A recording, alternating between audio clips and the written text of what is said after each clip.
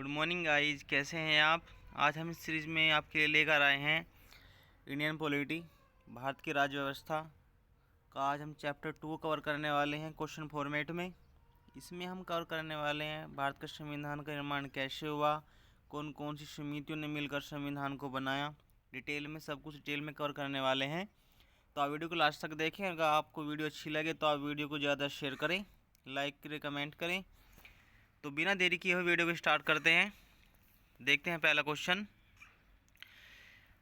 दिया है इसमें, भारत के संविधान की रचना हेतु संविधान सभा का विचार निम्नलिखित में से सबसे पहले किसने प्रस्तुत किया था। कि जब संविधान बनाने के लिए संविधान सभा के द्वारा सबसे पहला विचार किसके द्वारा किया गया था, किस पार्टी ने सबसे पहले विचार दिया था कि संविधान बनना चाहिए। ठीक है, तो संविधान बनने के लिए संविधान सभा का विचार सबसे पहले किस पार्टी के द्वारा दिया गया था। तो इसका सही उत्तर हो जाएगा स्वराज पार्टी ने 1934 में। स्वराज पार्टी ने सबसे पहले 1934 में संविधान सभा के लिए विचार प्रस्तुत किया था, तो सही हो जाएगा बिल्कुल। ठीक है, इसमें क्या दिया गया है कि मई 1934 में रांची में स्वराज पार्टी ने अपने एक आत्मनिर्णय के अधिकार के लिए मांग की और एक प्रस्ताव पारित किया, जिसमें कहा गया है कि वैश्विक मताधिकार के आधार पर निर्वाचित भारतीय प्रतिनिधियों की एक ऐसी संविधान सभा होगी जो संविधान का निर्माण करेगी। ठीक है, और भारतीयों की ओर से संविधान सभा की मांग का यह सबसे पहला अवसर था जिसमें एक संविधान सभा के लिए निर्माण की बात की गई थी। ठीक है, स्वतंत्रता से पहले के दिनों में सबसे पहले किसने संविधान निर्मात्री सभा का जो विचार प्रस्तुत किया था वो किसने किया था। स्वतंत्रता से पहले की अगर बात करें तो किसने सबसे पहले संविधान निर्मात्री जो सभा है, संविधान सभा है, उसका विचार सबसे पहले किसने प्रस्तुत किया था। अगर व्यक्तित्व की बात करें तो एम एन रॉय ने दिया था। ये इसका सही हो जाएगा ऑप्शन 1। ठीक है, ये दिया था एम एन रॉय ने, 1934 में ही दिया था, स्वराज पार्टी में। आगे दिया गया है, एक निर्वाचित संविधान सभा द्वारा भारत के संविधान का निर्माण करने का जो प्रस्ताव दिया गया था किसके द्वारा दिया गया था। ठीक है, एक निर्वाचित सभा होनी चाहिए संविधान सभा, तो उसका विचार सबसे पहले किसके द्वारा दिया गया था। तो ये दिया गया था क्रिप्स मिशन के द्वारा।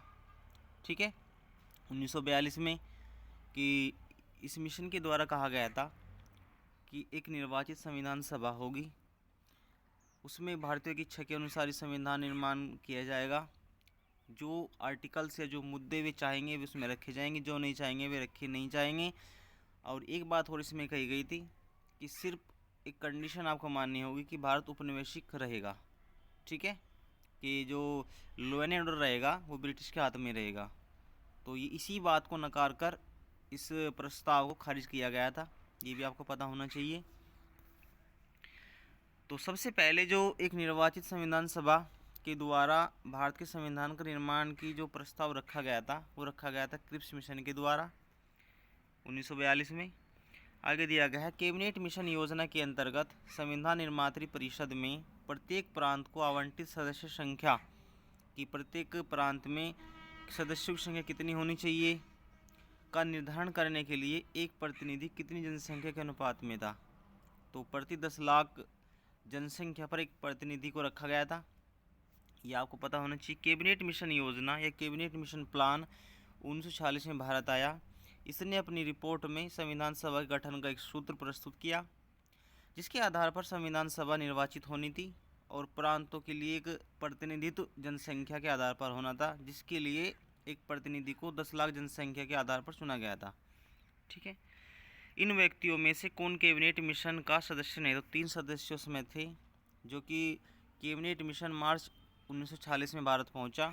इस मिशन के सदस्य स्टैफोर्ड क्रिप्स, जो कि अध्यक्ष थे सेंट्रल ऑफ बोर्ड ऑफ केंद्र की या ट्रेड ऑफ बोर्ड के अध्यक्ष थे स्टैफोर्ड क्रिप्स।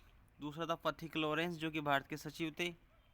तीसरा है था इसमें ईबी अलेक्जेंडर, जो कि नौसेना मंत्री। तो 3 सदस्य ही इस मिशन में आए थे भारत मार्च 1946 में। स्टैफोर्ड क्रिप्स, जो कि बोर्ड ऑफ ट्रेड के अध्यक्ष थे। पथिक लॉरेंस भारत के महासचिव थे या भारत के सचिव थे। और ईबी अलेक्जेंडर, जो भी नौसेना के मंत्री थे। आगे है इसमें कि संविधान सभा गठन किया गया था, किसके अंतर्गत संविधान सभा गठित की गई थी। तो कैबिनेट मिशन योजना या कैबिनेट मिशन प्लान के अंतर्गत ही संविधान सभा का निर्माण किया गया।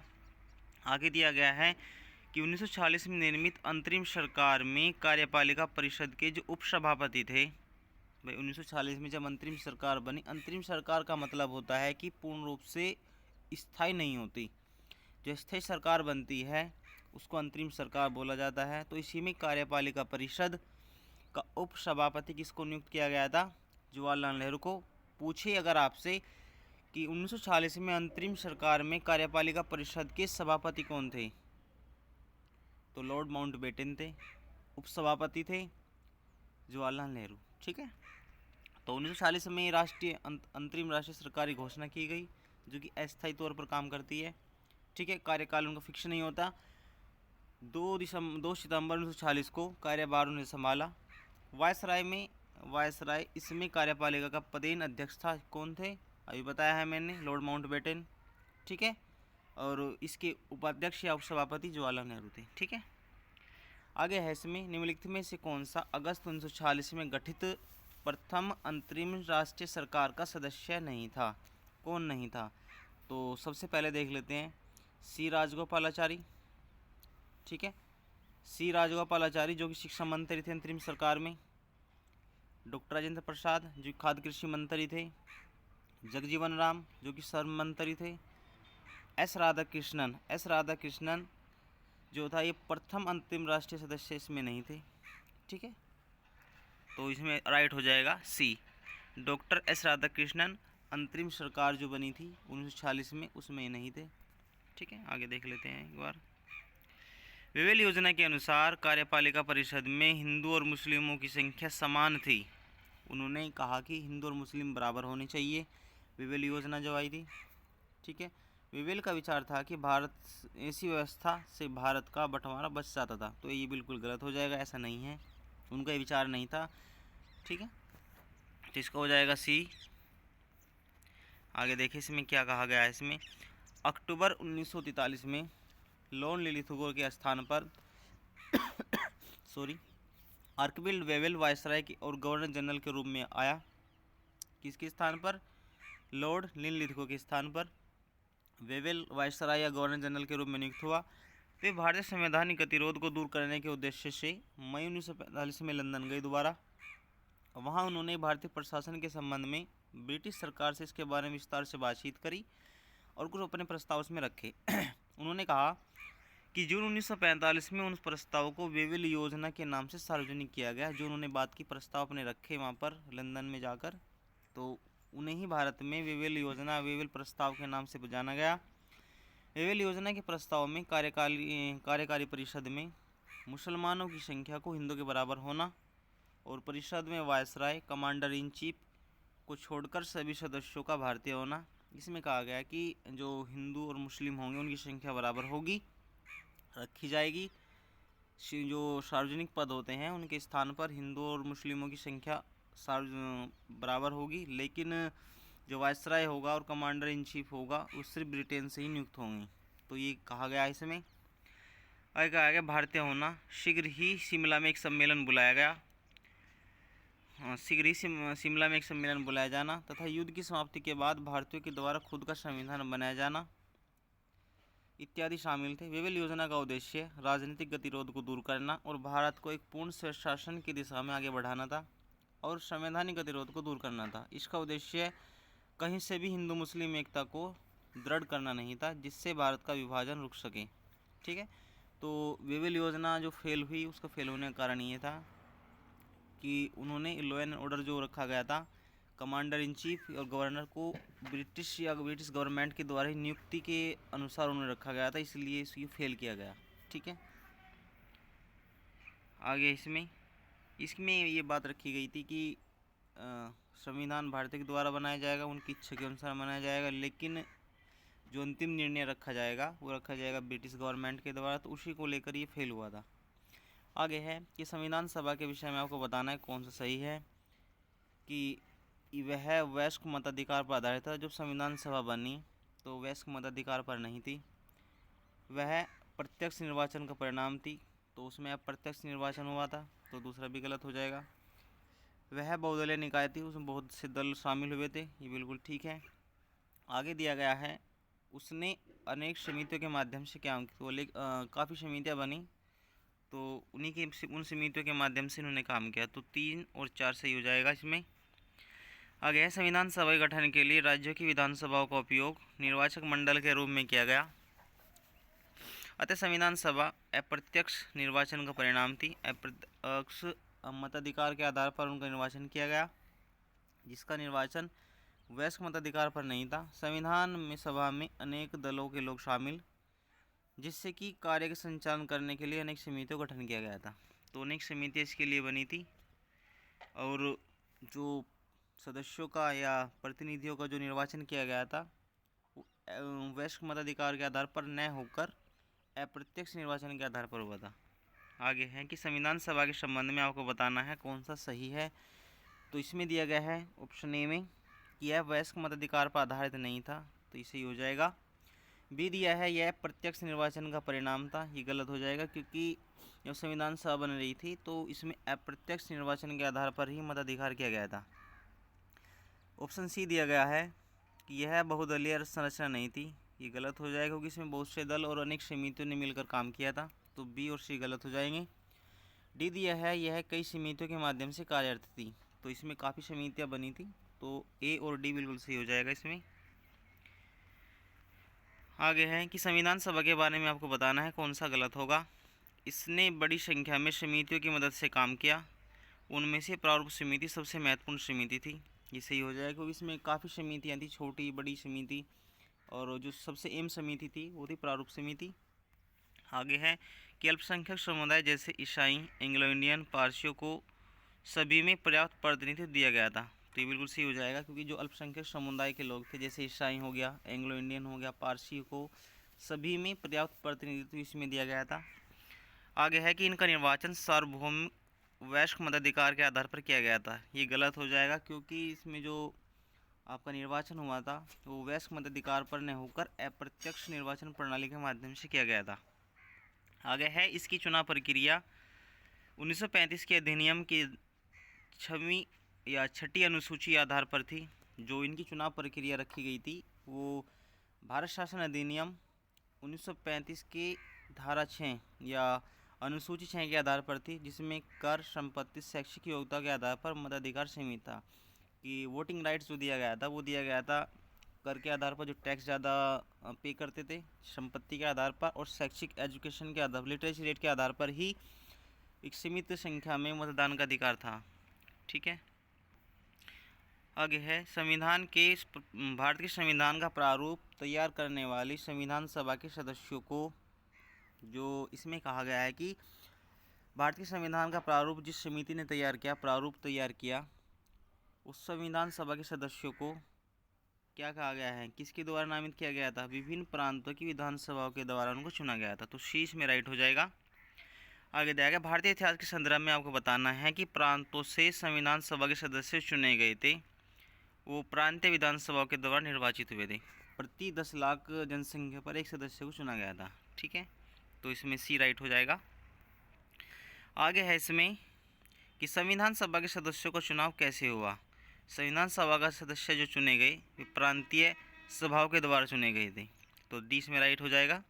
संविधान सभा के जो स्थायी अध्यक्ष चुने गए थे, स्थायी अध्यक्ष की बात करें, अस्थायी अध्यक्ष पहले सुन लेते हैं, डॉक्टर सच्चिदानंद सिन्हा। वे एजुकेशन के आधार पर न होकर वे एक बुजुर्ग और सबसे वृद्ध कह सकते सबसे वयस्क नागरिक थे, उन्हीं के आधार पर उन्हें अस्थायी अध्यक्ष चुना गया था, सच्चिदानंद सिन्हा को। ठीक है, और जो स्थायी अध्यक्ष बने थे डॉक्टर राजेंद्र प्रसाद। 9 दिसंबर 1946 को संविधान सभा की पहली बैठक हुई, तो उसी में स्थायी अध्यक्ष डॉक्टर सच्चिदानंद सिन्हा चुने गए। उसके तीसरे दिन 11 दिसंबर 1946 को बैठक हुई, जिसमें अध्यक्ष स्थायी अध्यक्ष के तौर पर चुने गए थे डॉक्टर राजेंद्र प्रसाद। ठीक है, संविधान सभा की पहली बैठक की अध्यक्षता अगर पूछे किसने की, तो पहली बैठक की अध्यक्षता की थी डॉक्टर सच्चिदानंद सिन्हा, जो कि अस्थायी अध्यक्ष थे।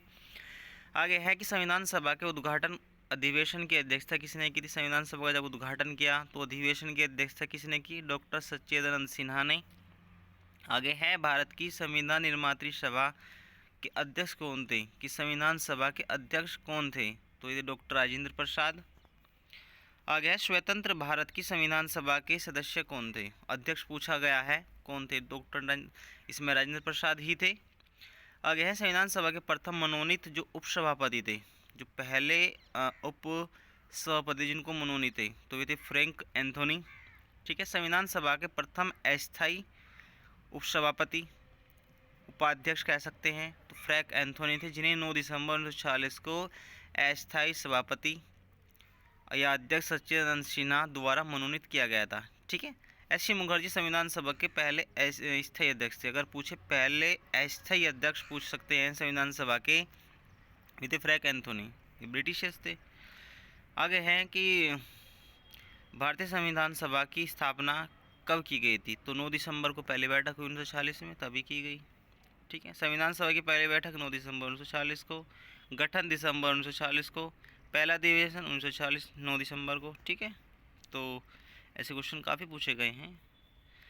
आगे हैं कि संविधान सभा की पहली बैठक 9 दिसंबर 1946 को। भारत को एक संविधान देने का जो प्रस्ताव है, ये भारत को एक संविधान देने का प्रस्ताव संविधान सभा द्वारा पारित किया गया। कब किया गया? ये किया गया था 22 जनवरी 1947 को, कि भारत को एक संविधान देने का जो प्रस्ताव है वो संविधान सभा के द्वारा कब किया गया? ये दिया गया था 22 जनवरी 1947 को। ठीक है। आगे है 22 जनवरी 1947 को संविधान सभा के द्वारा भारत को एक संविधान देने का उद्देश्य का प्रस्ताव किया गया। उद्देश्य प्रस्ताव को 13 दिसंबर 1946 को संविधान सभा में जवाहरलाल नेहरू ने पेश करा। देखो, इससे आप सीक्वेंस में याद करो। पहली बैठक हुई 9 दिसंबर 1946 को। डॉक्टर सच्चिदानंद सिन्हा पहले अस्थायी अध्यक्ष बने, अस्थायी उपाध्यक्ष फ्रैंक एंथोनी बने। उसके तीसरे दिन 11 दिसंबर 1946 को फिर बैठक हुई, तो उसमें स्थायी अध्यक्ष के तौर पर चुने गए डॉक्टर राजेंद्र प्रसाद, और स्थायी उपाध्यक्ष के तौर पर चुने गए आपके एस सी मुखर्जी। ठीक है। या अनंत शयनम अयंगर। ठीक है। फिर आगे बढ़े। फिर 13 दिसंबर को जो उद्देश्य प्रस्ताव था, जिसमें भारत को संविधान देने की बात की गई थी, उसके लिए उद्देश्य प्रस्ताव पारित किया गया था, तो उसको रखा गया 13 दिसंबर 1946 को। जवाहरलाल नेहरू के द्वारा इसको पेश किया गया संविधान सभा में। ठीक है। इसको पारित किया गया 22 जनवरी 1947 को। ठीक, सीक्वेंस से आपको इसका याद रखना है कि संविधान सभा के सामने संविधान की प्रस्तावना का प्रस्ताव किसने रखा या किसने प्रस्तुत किया, तो जवाहरलाल नेहरू ने ही रखा था। ये रखा 13 दिसंबर 1946 को। ठीक है। संविधान सभा में उद्देश्य प्रस्ताव निम्न में से किस एक के द्वारा किया गया था? जो उद्देश्य प्रस्ताव है उसे किसके द्वारा प्रस्तुत किया गया था उद्देश्य प्रस्ताव को? तो उद्देश्य प्रस्ताव को जो रखा गया था, ये रखा गया था जवाहरलाल नेहरू के द्वारा 13 दिसंबर 1946 को। भारतीय संविधान के निर्माण में आपको बताना है कि पंडित नेहरू का प्रस्ताव, उद्देश्य प्रस्ताव, जो संविधान सभा द्वारा स्वीकार किया गया था, संविधान के निर्माण का पहला अवसर था। ठीक है। आगे है उद्देश्य का बहुत से उद्देश्यों की पूर्ति करती है, बिल्कुल ठीक हो जाएगा। आगे है कि संविधान को भारत के लोगों ने आदेशित किया है, संविधान को भारत के लोगों ने आदेशित किया, बिल्कुल राइट हो जाएगा। आगे दिया है कि राज्य के मुखिया को लोग प्रत्यक्ष रूप से निर्वाचित करते हैं, गलत, अप्रत्यक्ष रूप से निर्वाचन होता है राष्ट्रपति का। ठीक है। आगे देखिए, भारतीय संविधान को बनाने के लिए संविधान सभा में कुल कितने अधिवेशन हुए थे? तो जब संविधान बन रहा था, तो संविधान बनने या संविधान सभा के कुल 12 अधिवेशन हुए हैं। संविधान के निर्माण में अगर देखें तो 2 साल 11 महीने 18 दिन का समय लगा। इसमें कुल 11 अधिवेशन हुए हैं और 165 दिन लगे हैं। ठीक है। 11 अधिवेशन और कुल 165 दिन इसमें लगे हैं। 11वें अधिवेशन के अंतिम दिन 26 नवंबर 1949 को ही अंगीकृत किया गया था, 11वें अधिवेशन के दिन। इन 11 अधिवेशनों के अतिरिक्त एक अधिवेशन फिर हुआ 24 जनवरी 1950 को, जब लास्ट बैठक हुई। तो इसी तरीके से देखें तो 12 हुए हैं। ठीक है। भारत के संविधान की अंतिम बैठक किस तिथि को हुई थी? तो 24 जनवरी 1950 को हुई थी, जब संविधान के जितने भी सदस्य रहे हैं संविधान सभा के, सबने हस्ताक्षर किए थे। ठीक है। तो समय लगा है 2 साल 11 महीने 18 दिन का। इसमें ऐसी कोई बात इसमें नहीं है। तो वीडियो बहुत अच्छी हो रही है, आप वीडियो को ज़्यादा शेयर करें, लाइक करें, कमेंट करें। तो वो कुछ समिति बनी हुई थी संविधान सभा की, तो किस समिति की अध्यक्षता किसने की, तो ये किस समिति का संबंध किस व्यक्ति से रहा है, तो इसमें देख सकते हैं एक बार।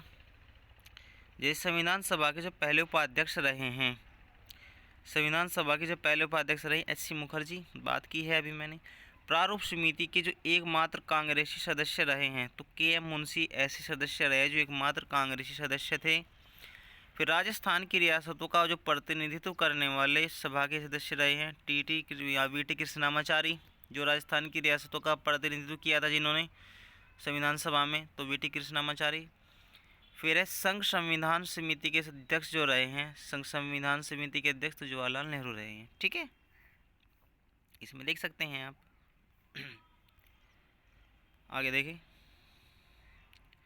संविधान सभा के भारतीय संविधान के निर्माण के समय संवैधानिक जो सलाहकार थे, जो संविधान के सलाहकार रहे हैं तो के.एम. मुंशी या वी.एन. राव, डॉक्टर राजेंद्र प्रसाद, अम्बेडकर। तो जो बी.एन. राव रहे हैं, बेनिगल नरसिंह राव, वे ही संविधान सभा के एक संवैधानिक सलाहकार रहे हैं। बी.एन. राव इसका राइट हो जाएगा, बेनिगल नरसिंह राव। ठीक है, आगे है संविधान सभा का जो पहला प्रारूप तैयार किया था वो किसने किया था? संविधान सभा का जो पहला प्रारूप तैयार किया था वो बी.एन. राव के द्वारा ही तैयार किया गया था, जो कि संवैधानिक सलाहकार रहे हैं। उनके अनुसार अगर देख ले तो जिस पर विचार परिवर्तन करके प्रारूप समिति द्वारा संविधान सभा के सामने संविधान का मसौदा प्रस्तुत किया गया। बी.एन. राव के अनुसार जो ने प्रस्ताव रखा, प्रारूप तैयार किया, तो उसमें 243 अनुच्छेद और 13 अनुसूचियाँ थी। पूछा भी गया है, पूछ भी सकते हैं आगे कि बी.एन. राव के द्वारा जो कि संविधान सभा के संवैधानिक सलाहकार थे, उनके द्वारा जो प्रारूप प्रस्तुत किया गया था उसमें कितने अनुच्छेद थे? तो 243 अनुच्छेद थे और 13 अनुसूचियाँ थी। ठीक है, आगे देख लेते हैं एक बार इसमें कि संविधान सभा में भारतीय संविधान का जो तीसरा वाचन चलता है, जिसमें फाइनली हस्ताक्षर हो जाते हैं राष्ट्रपति के, तो कब चला था उसका? ठीक है, जो तीसरा वाचन चलता वो कब हुआ था? तो इसमें ऐसा कोई राइट नहीं है, क्योंकि इसमें देख लेते हैं कि संविधान सभा में भारतीय संविधान का जो तीसरा वाचन है, थर्ड रीडिंग जो होती है, 17 नवंबर 1949 से शुरू हुआ और 26 नवंबर 1949 तक चला। ठीक है, जो थर्ड रीडिंग चली है संविधान सभा के लिए, तो उसमें 17 नवंबर 1949 से शुरू होकर और 26 जनवरी 1949 तक ही चला। 17 नवंबर से 26 नवंबर 1949 तक ही चला है थर्ड रीडिंग। संविधान सभा पूर्ण रूप से तैयार कब हुआ था? तो ये हो गया था 26 नवंबर 1949 को, जब थर्ड रीडिंग हो जाती है। संविधान सभा की या भारतीय संविधान के उद्देशिका प्रस्तावना में लिखा गया है कि 26 नवंबर 1949 को भारत के लोगों ने संविधान को अंगीकृत, अधिनियमित, आत्मर्पित किया और संविधान को अपनाने, उसके पूर्ण होने, पारित होने, उसको अंतिम रूप से देने की जो तारीख रखी गई है वो 26 नवंबर 1949 को ही माना जाता है। इसी दिन से नागरिकता, अंतकालीन संसद, अस्थायी संक्रमणकालीन उपबंध लागू हो गए थे। कुल मिलाकर 16 ऐसे अनुच्छेद रहे हैं जो कि 26 नवंबर 1949 से लागू कर दिए गए थे। जो बाकी बचे हैं वे 26 जनवरी 1950 से प्रभावी हुए हैं। अन्यतः संविधान के पूर्ण रूप से लागू होने तथा पूर्ण रूप से क्रियान्वित होने की तिथि रखी गई है 26 जनवरी 1950। ठीक है, जब लागू किया गया था पूरे देश में। तो इसमें दिया गया है कि भारतीय संविधान को संविधान सभा के द्वारा अंगीकृत कब किया गया था? तो 26 नवंबर 1949 को अंगीकृत किया गया था, लागू किया गया था 26 जनवरी 1950 को। ठीक है, जो कि थर्ड रीडिंग रखी गई है इसमें। आगे देखिए,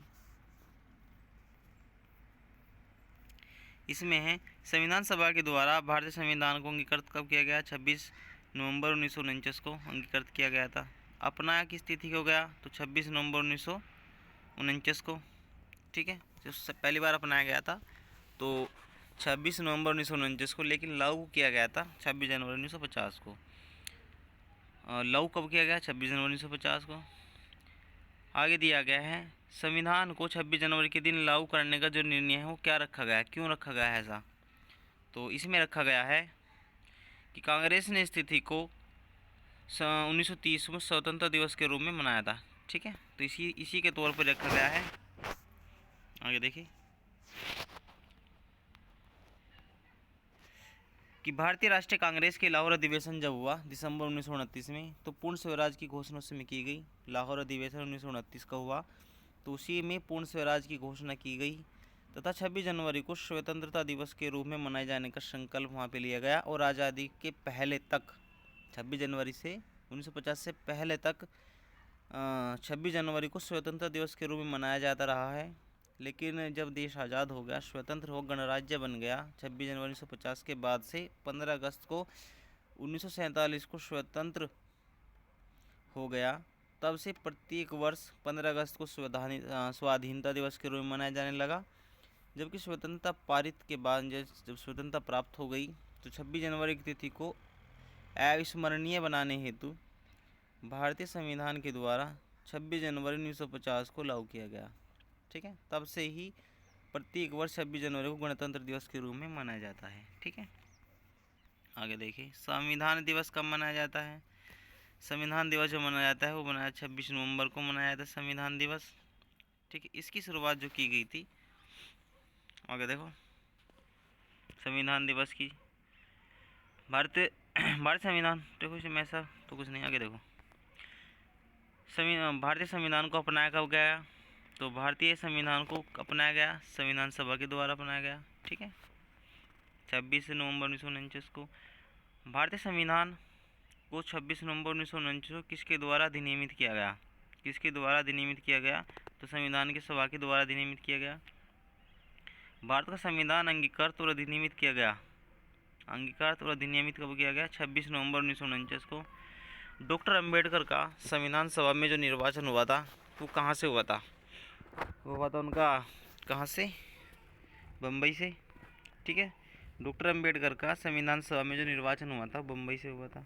वैसे तो उनका हुआ था बंगाल से, बट जब बंगाल का विभाजन हो गया तो फिर संविधान सभा में आने के लिए उनका मुंबई से निर्वाचन हुआ था। ठीक है, 1946 में संपन्न संविधान सभा के प्रारंभिक या डॉक्टर भीमराव अंबेडकर भारत के बंगाल प्रांत जो कि पूर्वी भाग में निर्वाचित हुए थे।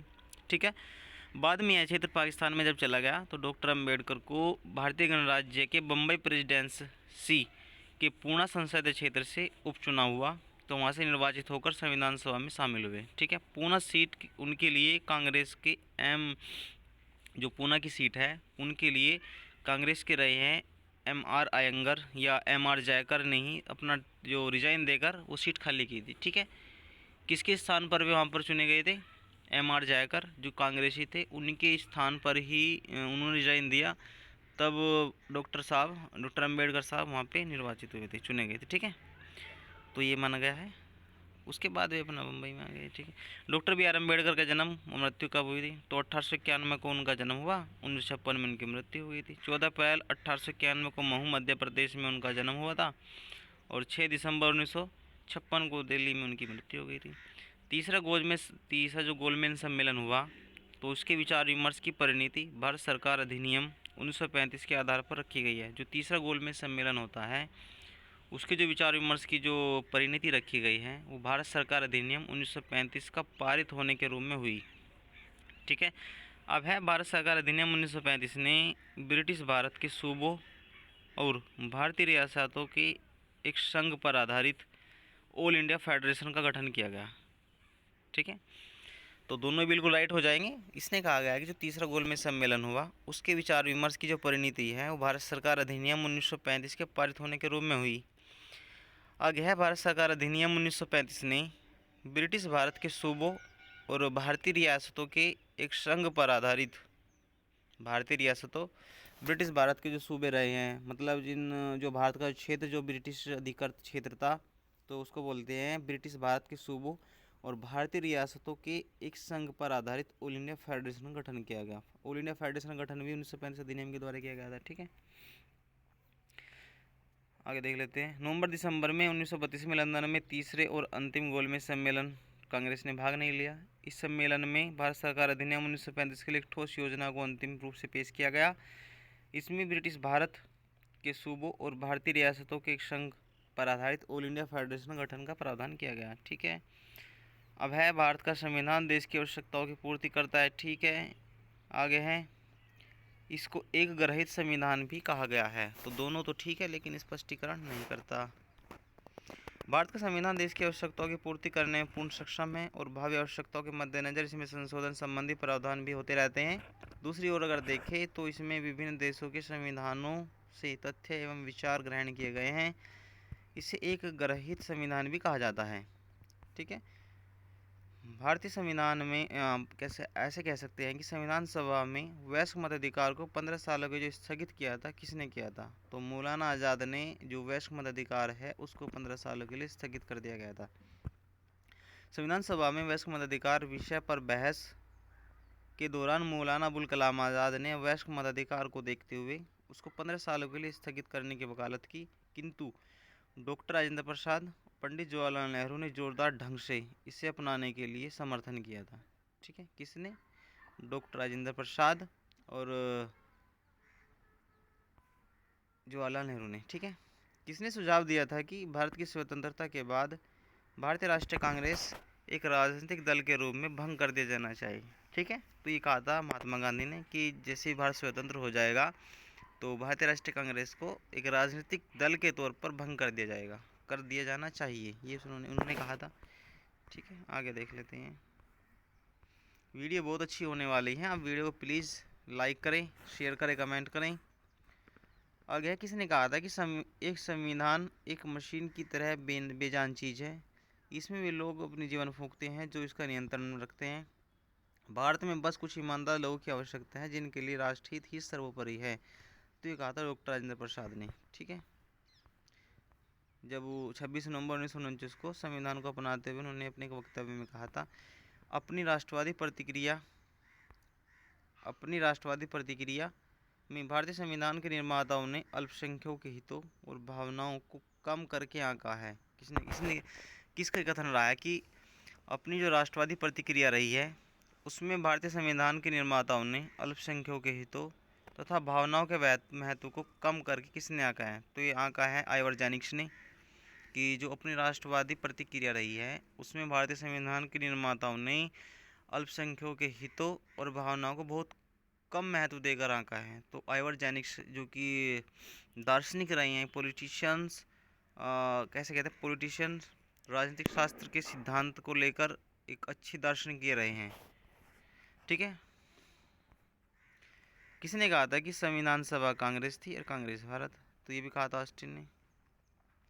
संविधान सभा कांग्रेस थी और कांग्रेस भारत, ऑस्टिन ने कहा था। संविधान सभा कांग्रेस थी, कांग्रेस भारत था। यह वक्तव्य पद्मश्री पुरस्कार से सम्मानित इतिहासकार ग्रेमिल ऑस्टिन का था। उन्होंने अपनी एक पुस्तक थी द इंडियन कॉन्स्टिट्यूशन में कहा था ये। महिलाएं 15 थी, संविधान सभा में कुल महिलाएं थे 15 थी। ठीक है, अब हम इसमें देखते हैं संविधान सभा जब बन रही थी तो उसमें कुछ समितियों ने बहुत ज़्यादा योगदान दिया है। तो एक बार उन समितियों को हम डिटेल में देखते हैं, फिर आगे बढ़ते हैं। एक बार देख लेते हैं, जैसे संघ संविधान जो समिति बनी थी वो बनी थी जवाहरलाल नेहरू के अध्यक्षता में। संघ संविधान समिति जो बनी तो उसकी अध्यक्षता की थी जवाहरलाल नेहरू ने। ठीक है, प्रक्रिया या विषयक नियमों को लेकर जो समिति बनी थी डॉक्टर राजेंद्र प्रसाद उसके अध्यक्ष थे। संचालन या स्टीयरिंग समिति जो बनी थी डॉक्टर राजेंद्र प्रसाद की अध्यक्षता में। प्रारूप समिति डॉक्टर भीमराव अम्बेडकर। मौलिक अधिकारों, अल्पसंख्यकों एवं जनजातीय उपवर्जित या क्षेत्र अधिकार जो समिति बनी थी ये बनी थी सरदार वल्लभ भाई पटेल। ऐसे कह सकते हैं कि मूल अधिकारों के समर्थन को लेकर जो समिति बनाई गई थी अल्पसंख्यकों को लेकर, तो सरदार वल्लभ भाई पटेल की अध्यक्षता में ही बनी थी। फिर कुछ क्षेत्रों के संबंधित सलाहकार समिति बनाई गई थी, जैसे मूल अधिकार की उप समिति तो जे बी कृपलानी, जयप्रकाश कृपलानी के द्वारा अध्यक्षता बनाई थी। अल्पसंख्यक उप समिति जो बनाई गई थी ये एस.सी. मुखर्जी की अध्यक्षता में बनी थी। पूर्वोत्तर सीमांत जो जनजातीय क्षेत्र हुआ है, असम में उपवर्जित जो क्षेत्र हुआ है, आंशिक रूप से उपवर्जित क्षेत्र हुआ है, तो उसकी जो अध्यक्षता की थी गोपीनाथ बारदोलाई ने की थी। जो पूर्वोत्तर सीमांत जनजातीय क्षेत्र और असम के उपवर्जित एवं आंशिक रूप से जो उपवर्जित क्षेत्रों के संबंधी जब समिति बनाई गई थी वो गोपीनाथ बारदोलाई के द्वारा बनाई गई थी। ठीक है, आगे है उपवर्जित और आंशिक रूप से उपवर्जित क्षेत्रों और असम के अतिरिक्त संबंधित समिति जो बनाई गई थी ये भी थी ए.वी. ठक्कर के द्वारा। ठीक है, तो अपवर्जित और आंशिक रूप से जो उपवर्जित क्षेत्र है, जैसे असम को छोड़कर बात कर लेते हैं, तो ए.वी. ठक्कर ने अध्यक्षता की थी उसकी। आगे है संघीय शक्तियों की संविधान समिति जो बनाई गई थी जवाहरलाल नेहरू ने बनाई थी। प्रांतीय संविधान समिति जो बनाई गई थी स्टेट्स को लेकर, तो सरदार वल्लभ भाई पटेल। कार्य संचालन समिति ऑर्डर ऑफ बिजनेस को लेकर बनाई गई थी के.एम. मुंशी, और स्ट्रिंग संचालन समिति तो डॉक्टर राजेंद्र प्रसाद थे। सदन जो समिति बनाई गई थी, हाउस कमेटी जो बनाई गई थी, पट्टा सिद्धारमैया के द्वारा बनाई गई थी, ये भी अध्यक्ष थे उनके। राष्ट्रीय ध्वज तथा राष्ट्रीय झंडे को लेकर जो तदर्थ समिति बनाई गई थी, ठीक है, तो उसके अध्यक्ष थे डॉक्टर राजेंद्र प्रसाद। संविधान सभा के कार्यकरण संबंधी जो समिति बनाई गई थी, संविधान सभा के कार्यकरण या कार्यपालिका फंक्शंस को लेकर जो समिति बनाई गई थी, वो जी मावलंकर के द्वारा गणेश वासुदेव मावलंकर, ठीक है, जो कि पहले लोकसभा अध्यक्ष रहे हैं। राज्य संबंधी जो समिति बनाई गई है या वित्त तो बनाई गई है राज्य संबंधी समिति डॉक्टर जवाहरलाल नेहरू के द्वारा बनाई गई थी, पंडित जवाहरलाल नेहरू ने इसकी अध्यक्षता की थी। वित्त और स्टाफ समिति जो बनाई गई थी, ये बनाई गई थी डॉक्टर राजेंद्र प्रसाद के द्वारा, अध्यक्ष रहे हैं उसके। प्रत्यय पत्र या क्रेडेंशियल संबंधी समिति अलादे कृष्ण स्वामी अयंगर के द्वारा ही इस समिति की अध्यक्षता की गई थी, ठीक। प्रत्यय पत्र या क्रेडेंशियल समिति अलादे कृष्ण स्वामी अयंगर। आगे देखते हैं अब इसमें क्या क्या दिया गया है। तो जो समितियाँ बनाई हैं मैंने एक बार आपके सामने डिस्कस ज़रूर की हैं, तो अब क्वेश्चन फॉर्म में देख लेते हैं।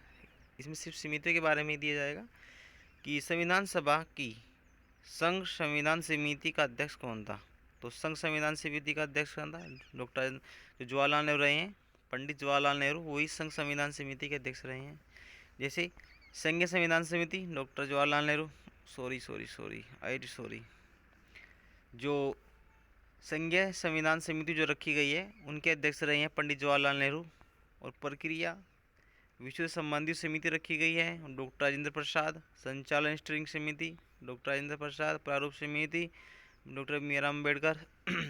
जो मूल अधिकारों अल्पसंख्यकों के लिए समिति बनाई गई है वो सरदार पटेल के द्वारा, ठीक है। मूल अधिकारों की अधिकार उप समिति जो बनाई गई है जे बी कृपलानी। अल्पसंख्यकों की उप समिति एस.सी. मुखर्जी, ठीक है। तो इस तरह से order of business KM. Munshi. आगे देख लेते हैं कि संविधान सभा की जो प्रांतीय संविधान समिति बनाई गई थी तो सरदार वल्लभ भाई पटेल ने उनकी अध्यक्षता की थी।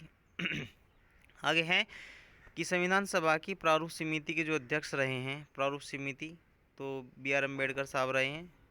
आगे हैं संविधान सभा की प्रारूप समिति के अध्यक्ष कौन थे? B R Ambedkar. आगे है मूल अधिकार को लेकर जो समिति बनाई गई थी वो किसके द्वारा बनाई गई थी? सरदार पटेल ने बनाई थी, उनकी अध्यक्षता में बनी थी। कार्य संचालन स्टीयरिंग समिति डॉक्टर राजेंद्र प्रसाद, ठीक है, डॉक्टर राजेंद्र प्रसाद थे उनके अध्यक्ष। संघ शक्ति समिति जो समिति थी वे थे आपका पंडित जवाहरलाल नेहरू। और प्रारूप समिति के अध्यक्ष जो रहे हैं वे रहे हैं बी आर अम्बेडकर। तो इसमें गलत है ये, इसका मैचिंग आप देखें आगे। संविधान सभा द्वारा स्थापित मौलिक अधिकारों और अल्पसंख्यकों के हेतु जो सलाहकार समिति अध्यक्ष बनी थी वे कौन थे? वे थे सरदार पटेल, ठीक है। उप सलाहकार समिति के अध्यक्ष थे जे बी कृपलानी, ठीक है। अल्पसंख्यकों के थे एस.सी. मुखर्जी।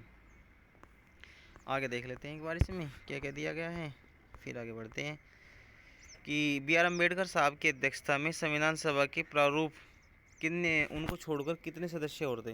तो कुल इसमें 7 सदस्य थे, उनको भी लगाकर इसे पूछा गया है कि उनको छोड़कर तो 6 सदस्य थे। एक बार उनका नाम अब जरूर देख लेते हैं कि एन गोपाल स्वामी अयंगर, अलादे कृष्ण स्वामी अयंगर, के.एम. मुंशी, मोहम्मद सादुल्ला, बी.एल. मित्र, डी.पी. खेतान। इनमें से जो बी.एल. मित्र के स्थान पर आ गए थे एन माधवराव, और डी.पी. खेतान की 1948 में मृत्यु हो गई थी तो टी.टी. कृष्णामाचारी उनके स्थान पर आ गए थे, ठीक है। पूछा गया है कि संविधान प्रारूप समिति के सदस्य कौन थे? तो एन गोपाल स्वामी अयंगर थे, ठीक है। अलादे कृष्ण स्वामी अयंगर थे, ये दोनों ही थे, ना तो जवाहरलाल नेहरू के उसमें से थे और ना ही सरदार पटेल थे। तो 1 और 3 राइट हो जाएगा। जो संविधान सभा के पांडुलेखन समिति प्रारूप समिति का सदस्य नहीं था, कौन नहीं था? जवाहरलाल नेहरू नहीं था। बी आर अम्बेडकर की अध्यक्षता में प्रारूप समिति का गठन कब किया गया? तो गठन किया गया था 29 अगस्त 1947 को। जो प्रारूप समिति बनी उसका गठन किया गया था 29 अगस्त 1947 को, ठीक है। आगे है इसमें कि संविधान निर्मात्री परिषद जो झंडा समिति बनी उसके अध्यक्ष कौन थे? वे थे डॉक्टर राजेंद्र प्रसाद। देखो झंडा समिति को लेकर 2 समितियाँ बनी हैं, तो एक बार उनको डिटेल में देखते हैं। सबसे पहले देखते हैं कि 2 अप्रैल 1931 को जब कांग्रेस का कराची अधिवेशन हुआ तो झंडा समिति के अध्यक्ष थे सरदार वल्लभ भाई पटेल तथा 6 सदस्य और थे इसमें। 2 अप्रैल 1931 को कांग्रेस कराची अधिवेशन हुआ, उसकी अध्यक्षता सरदार पटेल ने की थी। ठीक है। जो झंडा समिति बनी उसमें उनके अलावा 6 सदस्य और थे। तो 6 सदस्य कौन थे? जैसे मौलाना अबुल कलाम आज़ाद हो गया, तारा सिंह हो गया, और जवाहरलाल नेहरू हो गया, केलकर हो गया, हरिदकर हो गया, पट्टाभी सीताराम। 6 सदस्य तो होंगे ये। कौन कौन से? मौलाना अबुल कलाम आज़ाद, तारा सिंह, जवाहरलाल नेहरू, केलकर, हरिदकर, पट्टाभी सीतारामैया। मौलाना आज़ाद, तारा सिंह, जवाहरलाल नेहरू, हरिदकर, केलकर, पट्टाभी सीतारामैया। तो जो 2 अप्रैल 1931 को कराची में कांग्रेस का अधिवेशन हुआ, उसकी अध्यक्षता की थी सरदार पटेल ने। तो उसी के दौरान एक झंडा समिति बनाई गई थी। उस झंडा समिति में 6 सदस्य और थे। उनके अलावा बात की है मैंने मौलाना आज़ाद, तारा सिंह, जवाहरलाल नेहरू और केलकर, हरिदकर, पट्टाभी सीतारामैया। उसके बाद एक समिति और बनी थी, तदर्थ झंडा समिति। उसकी जो परिषद बनी तो 23 जून 1947 को गठन किया गया उसका। आपको नाम याद रखना है, 23 जून 1947 को गठन किया गया। अध्यक्ष थे उनके जवाहरलाल नेहरू। उसमें कुछ सदस्य थे। तो सदस्य कौन थे? ये थे इसमें आपका मौलाना अबुल कलाम आज़ाद थे, सरोजिनी नायडू थे, सी राजगोपालाचारी थे। कौन कौन थे? मौलाना आज़ाद, सरोजिनी नायडू, सी राजगोपालाचारी, के एम मुंशी, डॉक्टर अम्बेडकर। तो 5 सदस्य इसमें थे। उनके अलावा मौलाना आज़ाद दोनों में ही थे, सरोजिनी नायडू थे, के एम मुंशी थे, बी आर अम्बेडकर थे, सी राजगोपालाचारी थे। तो 5 सदस्य इसमें थे। ठीक है। तो इसमें हमने बात की है संविधान की सभा कैसे बनी, कौन कौन सी समितियों ने इसमें काम किया, तो डिटेल में हमने बात की है। मिलते हैं अगली वीडियो में। आप वीडियो को अच्छे से देखें और अपनी तैयारी को और बेहतर बनाएं। Thank you.